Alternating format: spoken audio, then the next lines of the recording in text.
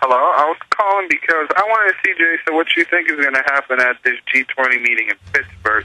I mean, I look at the website, and they keep on putting up a whole bunch of information of where they're going to have security people, even Secret Service guys, and I mean... Well, from what I know, they're going to be shutting down some bridges. Hold over, and we'll discuss the upcoming G20 in Pittsburgh. We are back. It's the Infowarrior with Jason Bermas. We're taking your calls, 888-201-2244. We're talking to Michael in New York City. Michael, what was your question again? I was asking, what do you think is going to happen at this G20 in Pittsburgh? Because when you look at the site, they keep on putting up all this information of where the security personnel, even the Secret Service. I mean, why would you tell people where you're going to have the Secret Service exactly? Well, I think, first of all, they're prepping the public for limited mobility. In other words, one of my buddies actually goes to school out in Pittsburgh. He goes to dental school. He's an older guy.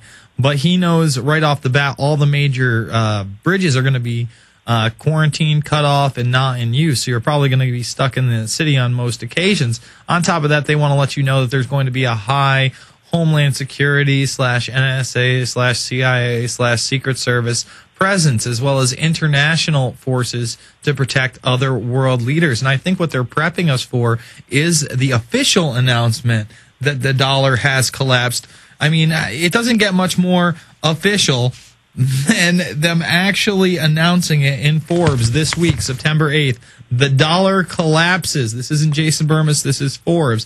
And on the same exact day that they announce that the dollar is collapsing, the UN is calling for a new global currency. And on the same day that they announced that the UN is calling for a new global currency, they also announced without any debate that Barack Obama is going to be the first sitting president to head the UN Security Council in this country, and that he's about to host a large meeting. And as the dollar collapses, they talk about these green jobs and the integration of this new carbon-based economy. So I think you're going to see an announcement that the dollar has collapsed, that we may need some kind of a new currency, or a standalone. It will no longer be the world reserve currency, which is a very likely announcement, with Barack Obama, giving it to you as best he can, saying, this is what we need for the world, and it's time to, be fair with everybody so we can economically prosper throughout. And they're setting this guy up as the next globalist mouthpiece. That's my opinion on what you're going to see at the G20. I don't think that they're going to take it much further than that. In other words, I don't necessarily think that they're going to say, hey, this is the global currency in a physical form. But they are going to say that there is no more dollar as a world reserve currency. That's my prediction. We'll see. I don't think you're going to see any kind of like false flag terror attack or anything like that in Pittsburgh. For sure. But it does seem like it's going to be a monumental moment leading up to these Copenhagen talks, where they're really going to lay out the case for a worldwide carbon tax and carbon-based credit system in their smart grid. Anything else, Michael? I just heard some military people saying that you shouldn't be near any big cities around the September 10th, 15th time frame, and that's the reason I asked about the G20 thing, because of what some military people were saying. I mean, have you heard anything about that? Those you hear that a lot.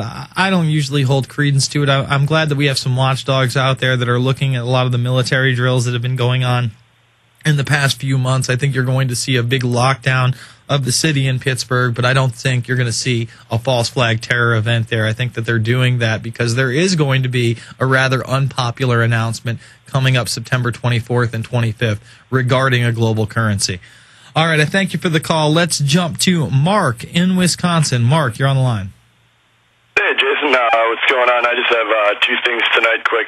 First, let me just preface this first story by saying this last week I haven't been able to keep up much in planning for the We Are Change 9/11 thing and whatnot, because we were providing refreshments and handing out DVDs on 9/11 at this skateboarding competition in the city.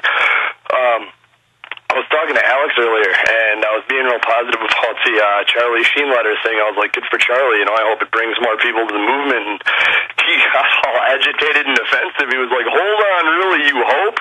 You hope? And he brings up the numbers, and I was like, I'm thinking, relax, man. Like, you're making me feel like the goat from the Adam Sandler skit. You're the old man. You're like, put the dukes up. I'm like, I got no dukes, old man. Relax. Like, I haven't been able to see the numbers yet, man. Like, take it easy. I hear you, but I will say this. It does look like we were able to bring a lot more people at least in to look at the information, because that 6.5 minute video that's on YouTube, you've seen that? Yes, Mark? Have you seen the new video yet? Or we let Mark go? Well, hold on. Well, I was going to say that video on YouTube. Say that last. I was asking if you'd seen the 6.5 minute video on YouTube. I mean, we've got almost 500,000 views as of today. I think it's probably beyond the 500,000 point, which tells me that there are a lot of people concerned with this issue when the media barely even covered 9/11 in its official version this year. Hold on, Mark. We'll come back to you after this. It's the Infowarrior with Jason Bermas.